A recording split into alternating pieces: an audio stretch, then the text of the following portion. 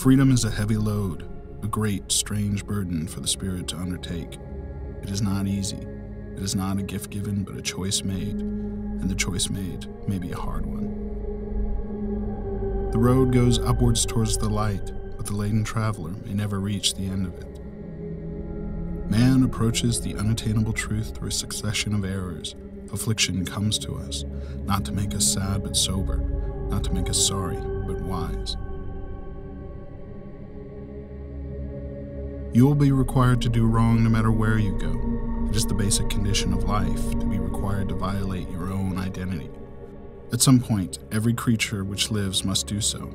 It is the ultimate shadow, the defeat of creation. This is the curse at work, the curse that feeds on all life, everywhere in the universe. The gravest error a thinking person can make is to believe that one particular version of history is absolute fact. History is recorded by a series of observers, none of whom are impartial. It is change, continuing change, inevitable change that is the dominant factor in society today. No sensible decision can be made any longer without taking into account not only the world as it is, but the world as it will be. The saddest aspect of life right now is that science gathers knowledge faster than society gathers wisdom. Each generation imagines itself to be more intelligent than the one that went before it, and wiser than the one that came after it. Man is the unnatural animal, the rebel child of nature, and more does he turn himself against the harsh and fitful hand that reared him. It doesn't matter what you do, so as long as you change something from the way it was before you touched it into something that's like you after you take your hands away. The very concept of truth is fading out of this world, and lies will pass into history. Solitude, isolation are painful things and beyond human endurance. For small creatures such as we, the vastness is bearable only through love.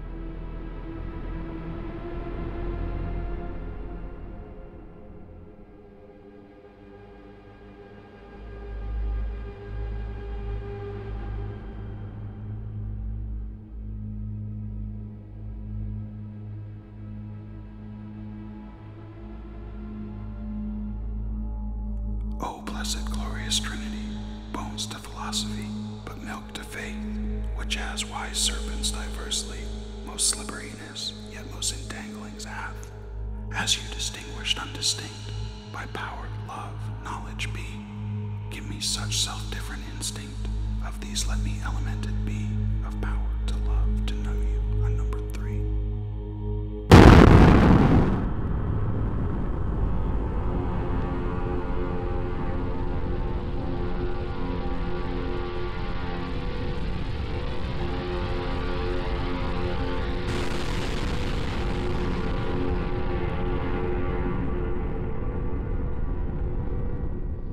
Few people laughed. Few people cried. Most people were silent. I remembered the line from the Hindu scripture, the Bhagavad Gita. Vishnu is trying to persuade the prince that he should do his duty. And to impress him, takes on his multi-armed form and says, "Now I am become death, the destroyer of worlds."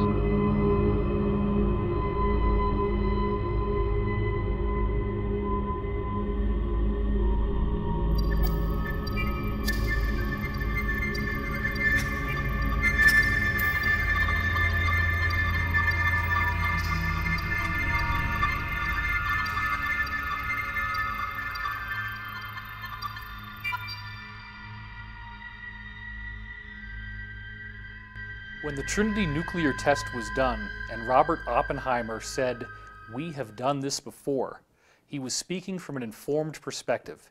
In the ancient Hindu text, the Bhagavad Gita, there is a reference to a bolt of iron charged with the light of 1,000 suns. It describes radiation sickness. It describes elephants screaming and dying. It describes the shadows that are left on the ground after the blast goes off. All things that we're now very familiar with in the nuclear age. The same culture that described what appeared to be the use of a modern nuclear weapon also was describing things like anti-gravity craft that flew through the air with no sound called vimanas.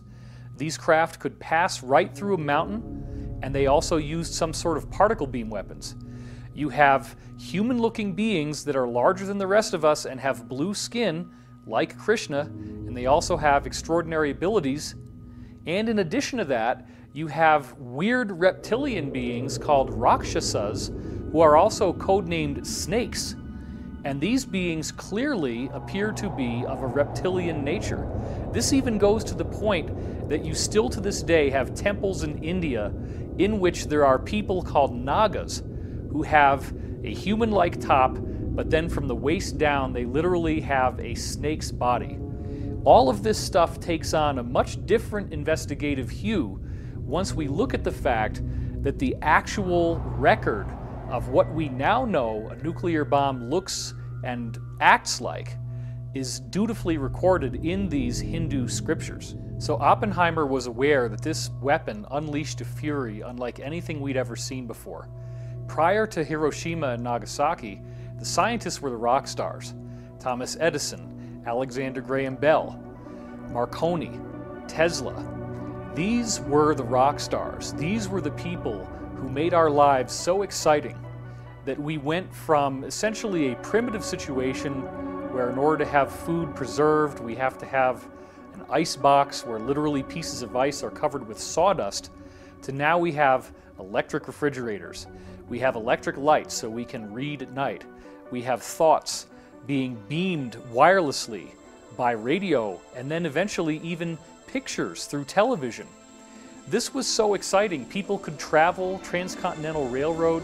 All these things were coming out that had never happened before. The private automobile without the need for horses. And then all of a sudden, the nuclear explosion shows that technology hit a screaming brick wall. We could not trust any longer that our toys would be the instruments of our enlightenment. They could actually be the instruments of our destruction.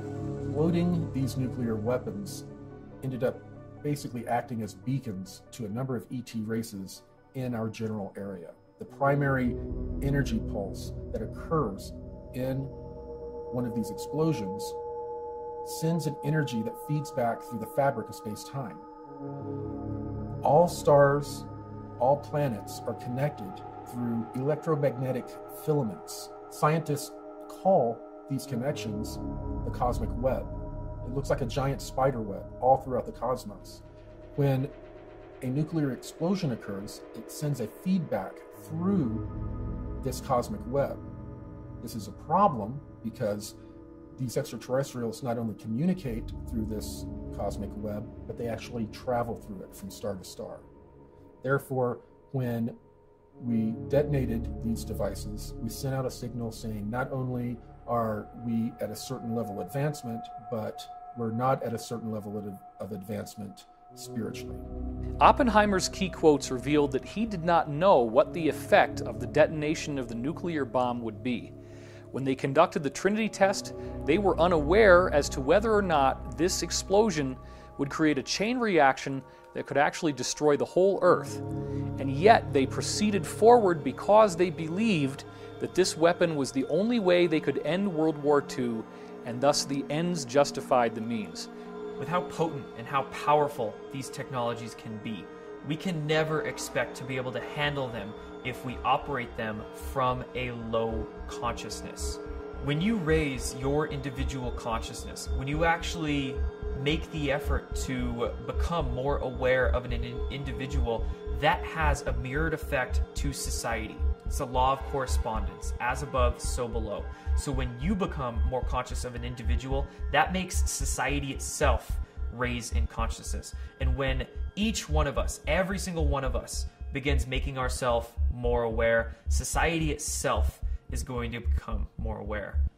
Multiple insiders with credible military and corporate backgrounds have said that extraterrestrial spacecraft have appeared over nuclear missile installations and have completely powered them down. First, I'd like to briefly describe the incident that I experienced in March 1967. At that time, I was a first lieutenant, U.S. Air Force, stationed at Malmstrom Air Force Base, Montana. I was trained and assigned duties as a missile launch officer for the Minuteman I intercontinental ballistic missile. We had operational control over 10 Minuteman nuclear missiles. On the evening of March 24, 1967, while my commander was on a scheduled rest break, I received the first of two phone calls. The first call was to report unidentified lighted objects flying above the facility. Well, they were hovering above the nuclear silos, and what was happening was they didn't attack the nuclear silos. All they did was shut down. Captain Robert Salas had like 8 nuclear-tipped ICBMs, and they all got shut down in rapid succession. And these systems have triple redundancy backup systems. So, and the guards up topside were with their weapons drawn with a glowing red saucer above the silo. And then the UFO then went 60 miles to the other base and shut down their nuclear missiles as well. This has happened more than once. This happened in Brentwaters in the UK as well. What most people haven't heard came to me from two insiders, Bob Dean and Pete Peterson, where both of them independently told me that in the year 1990, all of the nuclear warheads in the US and in the USSR completely melted down, became radioactively inert, and even the missiles themselves would just sputter around and wouldn't even fly a straight trajectory anymore. Right during this same time that all of these nuclear missiles were literally melted down inside the warhead, we also have this amazing formation appear on a dry lake bed in Oregon. The Idaho National Guard has a huge mystery on its hands, and that is our top story today. During routine photo reconnaissance missions over Oregon, RF-4 jets spotted and took photographs of a huge carving in the desert over 1,000 feet across. It has everybody talking. I mean, this is just something that, well, it chills you. How would somebody do this? It's incredibly time-consuming. A lot of expertise involved, had to take a long period of time, and maybe a lot of money. From point to point is exactly 11.5 degrees. Exactly. And the outer ones, they're exactly 23 degrees apart. Exactly. No variation. No variation. And there's something else puzzling here, something that you do not see. You do not see tire tracks, the kind of tracks that might be made by a tractor or a plow. No tire tracks and no footprints. In Oregon, I'm Walden Kirsch for NBC News. The reality is that this is the same type of thing that's being done with crop circle formations, but on an even more impressive scale. And that mark was a symbolic statement from the ETs. The mandala, remember, is supposed to be a symbol of the cosmic mind, a symbol of the Creator, the origin of the universe, the geometric nature of how everything unfolds. So they're giving us a message. They're showing us that they will make sure that we stay on track for this positive future that's been promised to us in over 35 different ancient cultures around the world.